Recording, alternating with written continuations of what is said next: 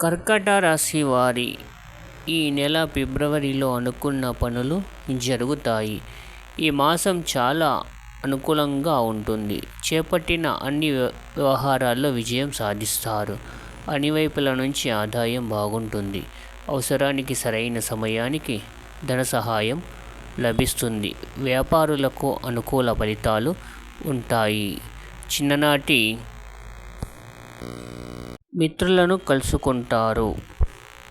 బంధు మిత్రులతో శుభకార్యాలకు హాజరవుతారు. కుటుంబ వాతావరణం ఉత్సాహంగా ఉంటుంది.